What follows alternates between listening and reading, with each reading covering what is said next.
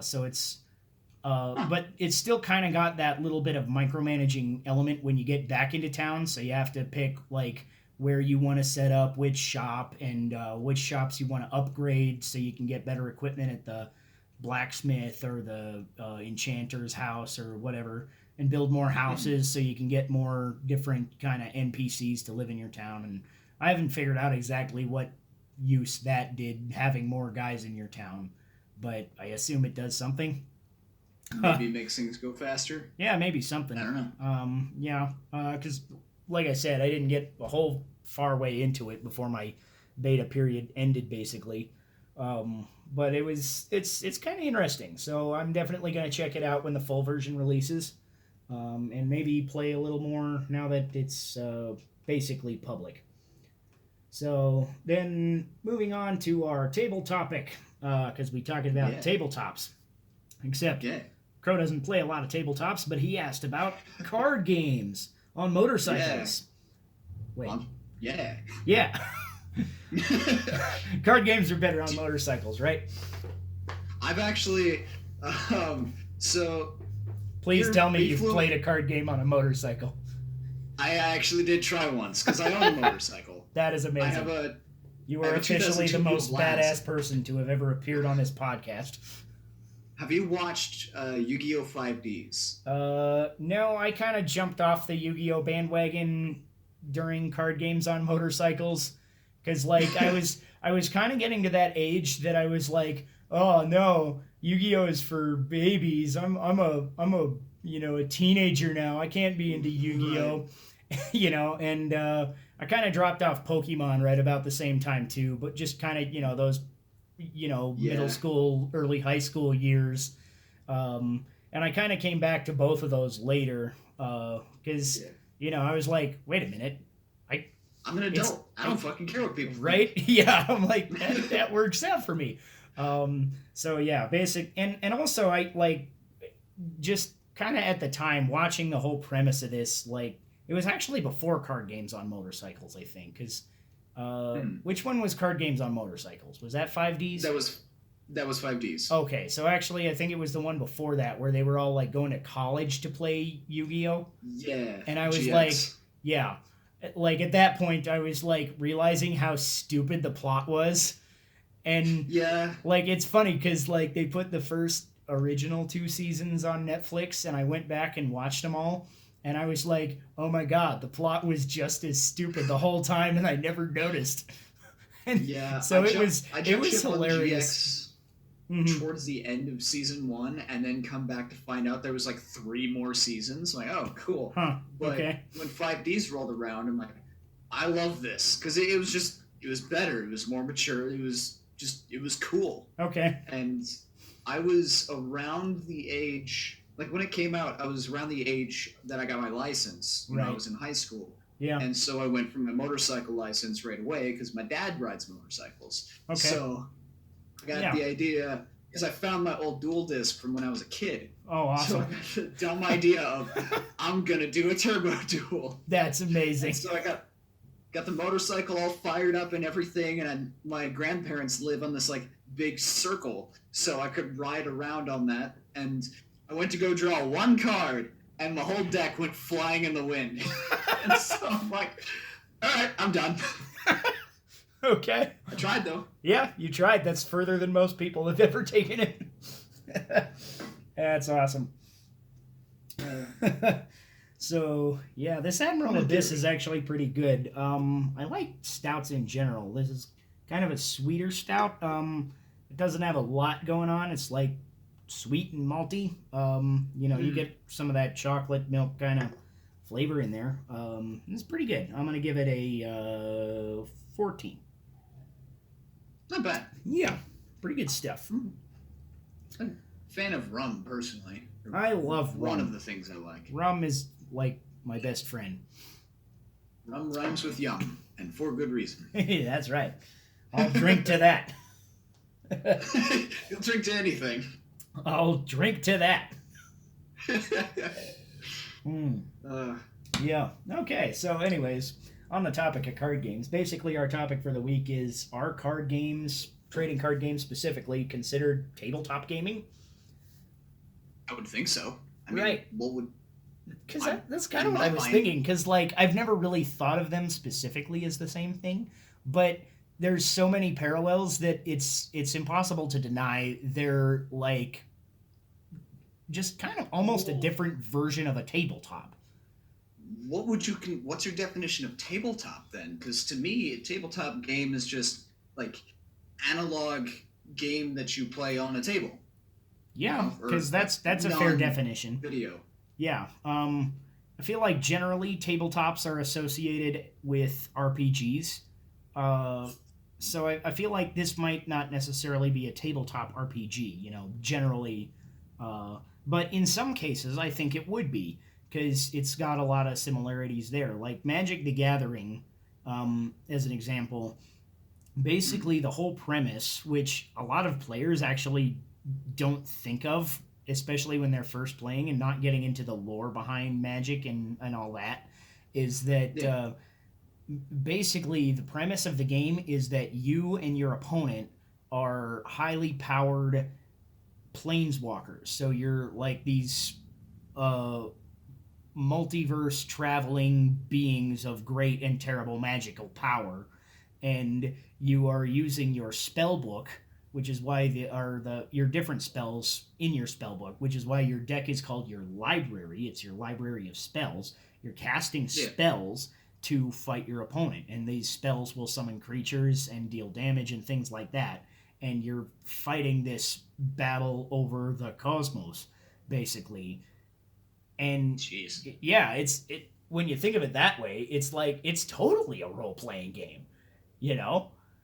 Yeah. But that's not It's like generally what you think of when you're playing it, especially when you're first like learning it. You're like, okay, so I use mana to blow that guy up. Cool, it's like Pokemon for keeps. right? On a galactic scale. Yeah. Um, and yeah, actually, I guess the same thing could be said about the Pokemon trading card game. Is it's based off of an RPG, and especially in the Pokemon trading card game, because one of the big staples of RPGs in video games is it's got some kind of level up system, and no card Mm. game is more dependent on its level up system than Pokemon. Yeah. Because in the card game, like if you're not evolving some of your Pokemon, you're probably not doing all that well unless your whole deck is like maybe based around EX cards, but that's like a really double-edged sword I found out when I built a deck mostly built around EX cards. Because do you play Pokemon at all? I've played a few times, but I only have like a half dozen EX cards. So Right. So the EX cards are pretty cool because it's like they're stupidly powerful and broken, and but if your opponent knocks it out, then he gets two prize cards instead of just one. yeah. So it's like kind of a double edged sword there, especially if you have a lot of them in your deck. Like I built a deck that was all based around Mega Charizard and Yveltal EX, and so I've Mm. got like I think 14 EX cards in my deck or something like that, and maybe more than that because actually I have. Let me see. I got four Charizard EX and four or two Mega Charizards, and Mm. then four Yveltal EX and four Victini EX. So that's so 14 EX cards. So Jeez. and if he so basically at that point, like if he faints three of my Pokemon, then I'm done for. Instead of I have to faint six of his. But Charizard EX or Mega Charizard is so powerful that it's like it almost works out pretty well because basically my deck strategy is to like search for a bunch of energy cards with my Victini's power, and then I put them Mm. on my Mega Charizard. And if I'm lucky enough, I can get a card called Protection Cube, which makes it so he doesn't deal damage to himself because Charizard, Mega Charizard's biggest attack does 300 damage, but it does like 50 damage to himself or something. Yeah. So it'll literally one shot like any Pokemon in the game, but he can only use it so many times before he kills himself. But with that Yeah. protection cube, he doesn't do any extra damage to himself. Huh. So it's pretty interesting. But again, like that still has some level up in there because I still have to play the Charizard and then evolve to the Mega Charizard at some point. And so, like, really, this is totally again, it's an RPG in card form. So Now, yeah, would you consider Yu-Gi-Oh an RPG? Because there's sort of level ups, sacrificing weaker cards to get stronger ones, or right. fusion synchros, rituals, things like that. Mm-hmm. And I guess you could say your role playing is duelists. I guess I don't fucking know. Right. um, yeah. I don't know because it's not as reliant on that, and there's not quite as much like detailed lore behind it as there. Like, there's a whole extended universe in the Magic the Gathering lore that like they Yeah. publish novels about and things like that, and I'm like, that's too much for me. I'm just gonna play the card game and have fun. But Yeah. there's not quite as much of that in Yu-Gi-Oh because there's like maybe a little, but again, you as a player have to kind of shoehorn in your own way Seek to it out. describe that. So Yeah. maybe that wouldn't necessarily be an RPG, but I feel like a lot of these card games are ending up being RPGs anyways.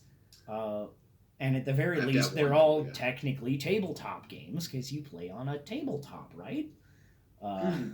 so yeah, Have you ever heard of the card game Chaotic? I have heard of it. I haven't played it. So it plays a little bit like, I guess maybe Pokemon. You get these like groups of monsters that you structure in pyramid forms. You can have armies of 1, 3, 6, or so on. Mm-hmm. You get you get equipments. You get terrain cards, and you and your opponent alternate which terrain you fight on, and you go head to head, similar to how Pokemon works. Okay. But there's all kinds of lore and history behind each card, and there's politics between. There's 4 different tribes, and Huh. technically a 5th one, but that gets a little weird. Right. And you playing as. I think the in-universe lore is that you have like data or scans or information about these cards, and they're like virtual representations of them fighting for you, but these creatures exist in their own world, and that's why like you can have two. There's a guy named Maxor. You Mhm. can have 2 different Maxor cards that have 2 different stats because they're scans of him at 2 different points in time. Huh. That's kind of interesting. It's fascinating. Yeah. And there was a anime for it that got 2 seasons that aired on 4Kids, and it never saw a finale because Huh. of a lawsuit that broke out. Huh. Yeah, Weird. cool card game though. Yeah. Huh. Yeah, that's kind of interesting. Sounds kind of cool. Yeah, maybe I'll check that out sometime. Yeah. So then another kind of question that we were kind of talking about a little bit is relating to our topic is, are card games more fun to collect or play? I think, for me personally, when I was a kid, definitely to play. Right. Like, absolutely, because it plays a lot to your imagination. Like when you can have fun and pretend like there's these big extravagant battles going on through Right. these cards, and yeah, totally fun. Yeah. If you play it at a pro level, I almost feel like it's more fun just to collect things. Like now as Right. an adult, I still buy Yu-Gi-Oh cards, but I buy them for the collection. Right. Because I remember going to tournaments when I was younger, and just like it wasn't as fun as playing against my little brother, because all these guys I would play against. I mean, my turn would take like 3, 4, 5 minutes because I'd sit there and think and strategize and play them out, and then these guys would take like a minute and just shuffle off cards one after another. Like I can't keep up. Give me a second to read what you did. So Right. yeah. So I think for me personally, I'd have to say probably the collection thing for as an adult. Right. Yeah, I can see that because, like, I feel like as a kid, I definitely loved to play these games. I still like to play them. Yeah. But at the same time, now I'm kind of more about the collection because when I was a kid, it was like I didn't have any money. I can't buy cards. I just, get Yeah. what little I can out of trades and, whatever crappy commons my buddies are willing to give me, all the kids Yeah. with allowances. Oh, Part of getting it the might good also be because I don't have any friends to play with anymore because my Right. roommates refuse to play with me. Right. My Yu-Gi-Oh deck is That's based kinda- around two things. Now go ahead.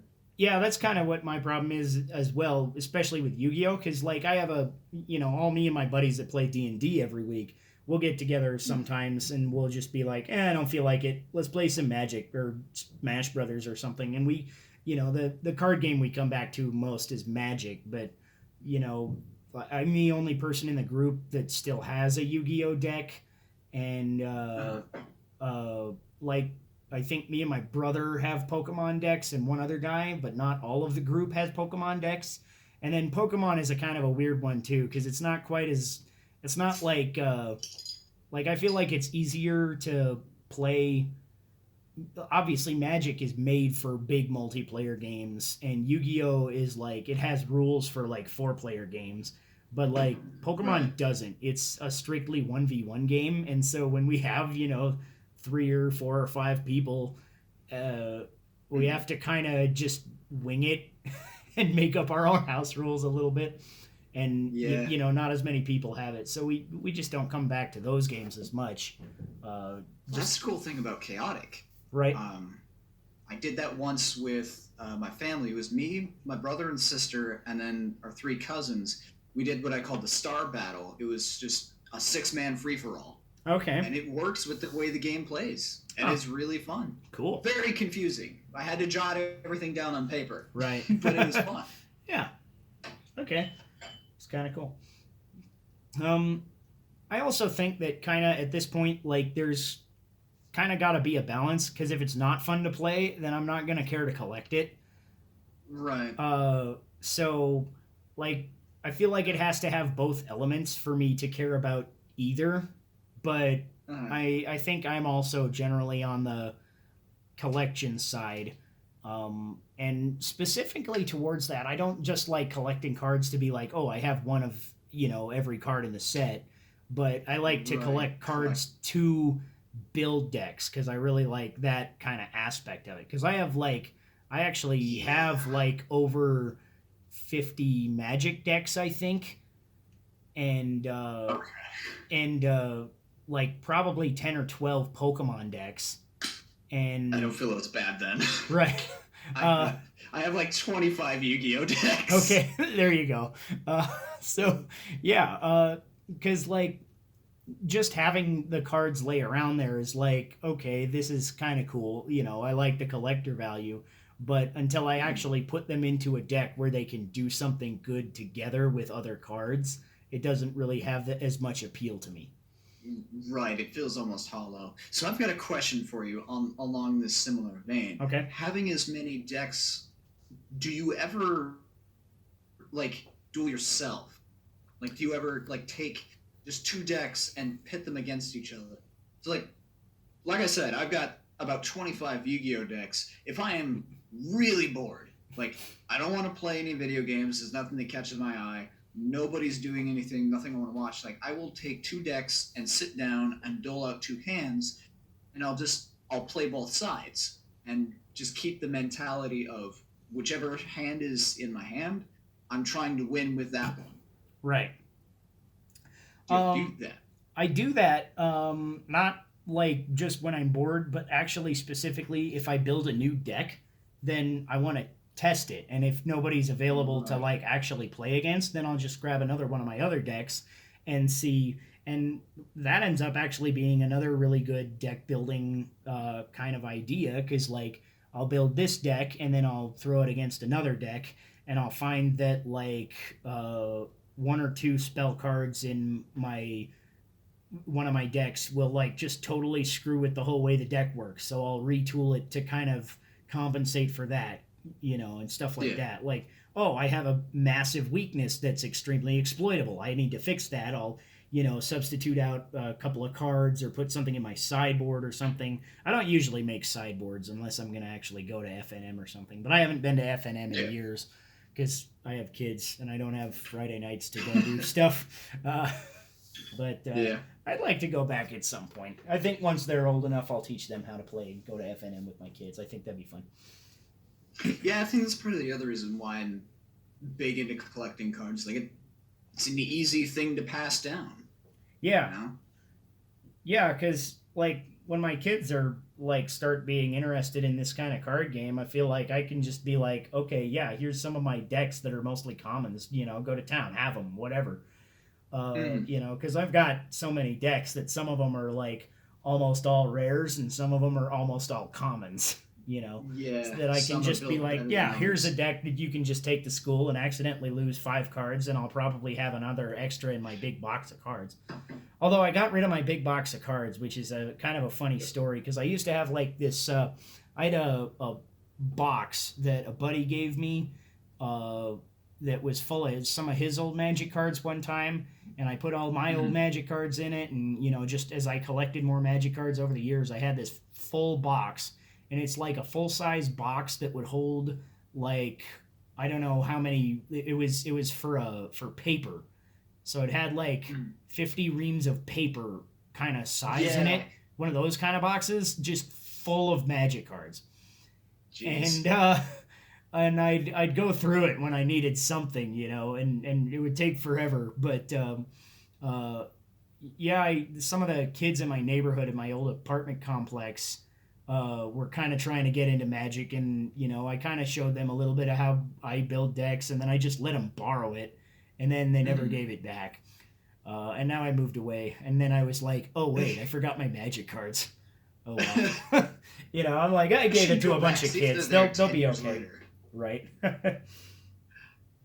There was, when I was in elementary school, was when the first Yu-Gi-Oh show was airing. Right. So when the Battle City arc began, that like every school was just automatically, hey, you got Yu-Gi-Oh cards? We're dueling. Wager your best card. And we had like a full-on Battle City thing going Oh on in man, my school to the point that they like made a district-wide ban, no Yu-Gi-Oh cards, because kids would that's get amazing. so upset, like, well, what I lost, I've got to hand over my card. Right. So Yeah. I've got like a dozen rare cards that I just took from kids. Wow. Uh, Yeah. I'm an ass. None of us were all that hardcore. There wasn't that many Yu-Gi-Oh players in my elementary school. There was like a few of us that would sit at the table and like we kind of joked about that, but like all of us were like at the end of the day, no, I'm not giving you my Dark Magician. Fuck off. You know, and mine I kind of wished I didn't give away one of my cards. I actually had from the first set of booster packs I ever got. I like for Christmas one year. I think my grandparents got me like a like 10 booster packs or something. And one of the cards I pulled out was the Thousand Eyes Restrict, Nice. and it was the rarest Yu-Gi-Oh card I've ever seen, and I traded it for like a Celtic Guardian or some shit. I'm like, yeah, Celtic Guardian is cool. And admittedly, I still to this day don't have the stuff to, you know, use the fusion card for Thousand Eyes Restrict anyways. Yeah. I think I have a Relinquished, but I don't even remember what the other one is. So do you have any cards that are like designated a lucky card or something special like that? Um. So Uh. like, to give you an idea, I've got two cards that, like, I don't know what it is, but when I have them on me, be it in a duel or just in real life, they seem to bring luck. I have Okay. a Blue Eyes White Dragon that my Hmm. dad got me when I was a kid, and I know which one it is because one of the corners, just the little corner, was ripped off, so it's got a white corner tip Uh and huh. a Stardust Dragon, which I lost, and I'm pissed over, but Hmm. can't find it. Right. But I've won more games with that lucky Blue Eyes than any other game Huh. or any other card in my deck. That's kind of cool. Um.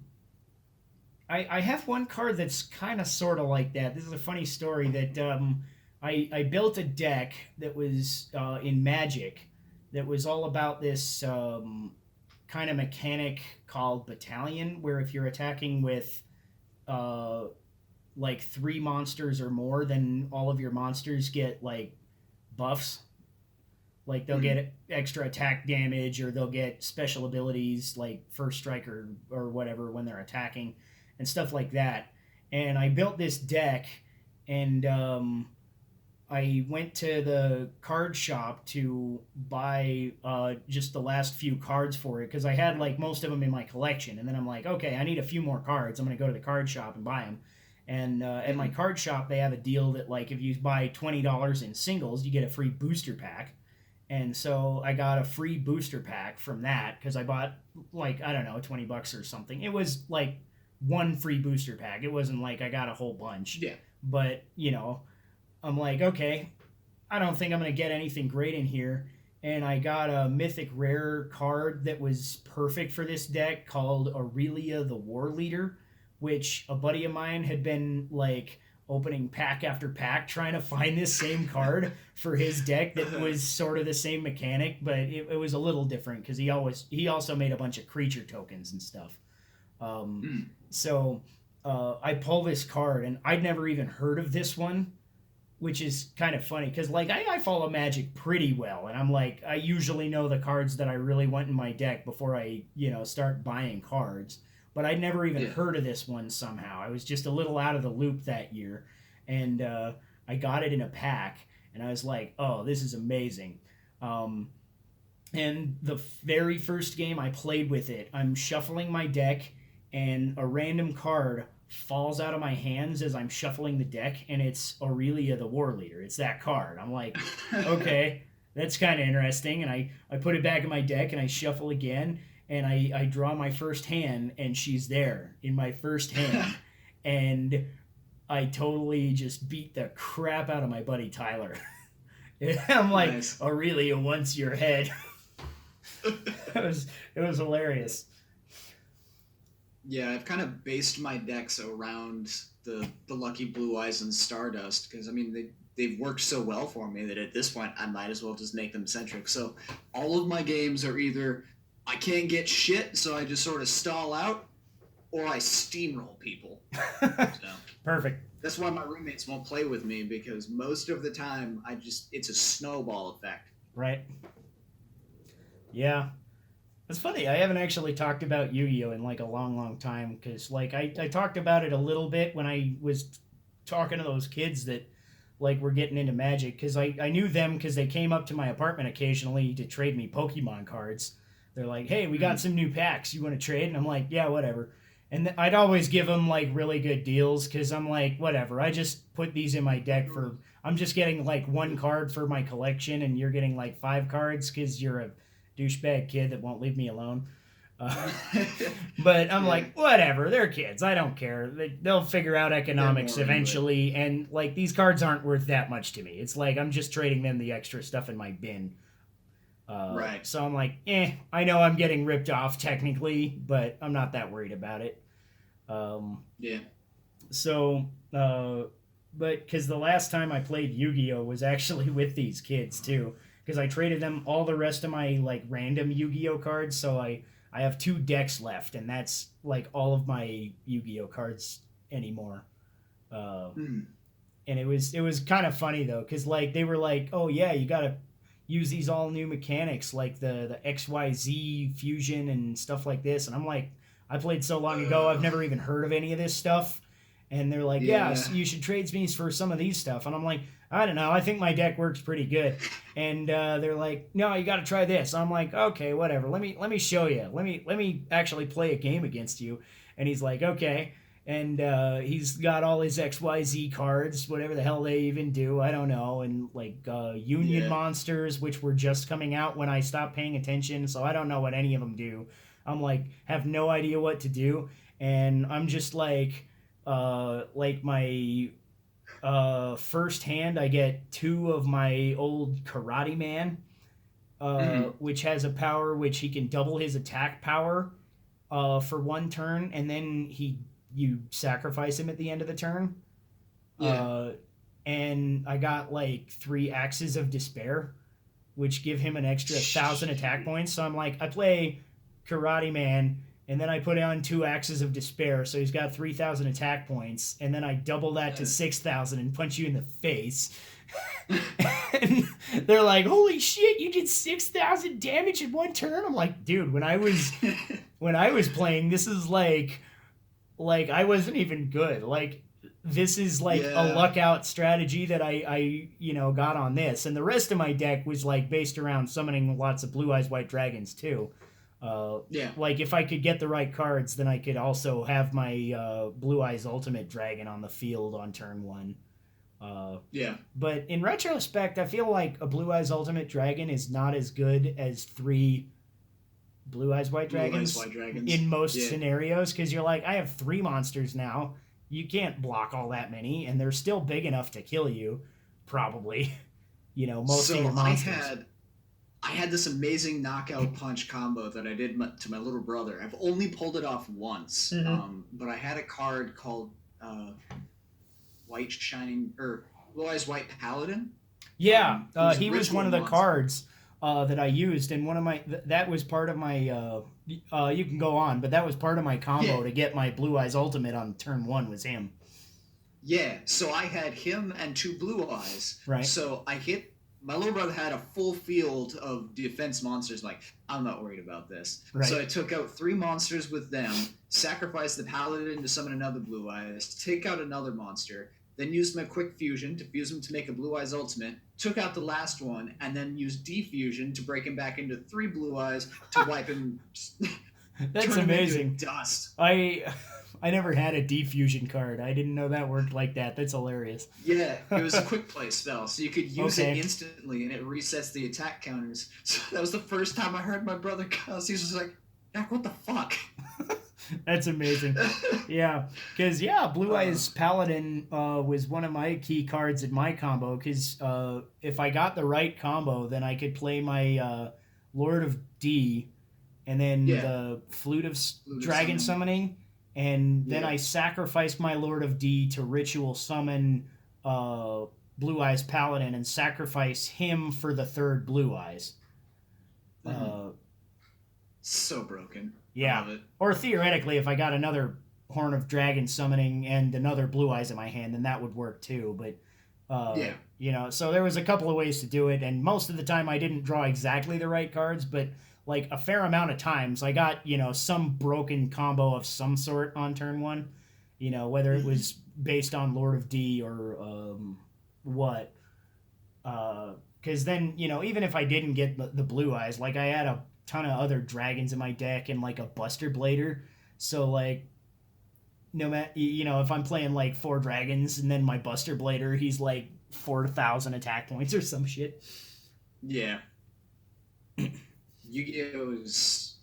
I've spoken to customers before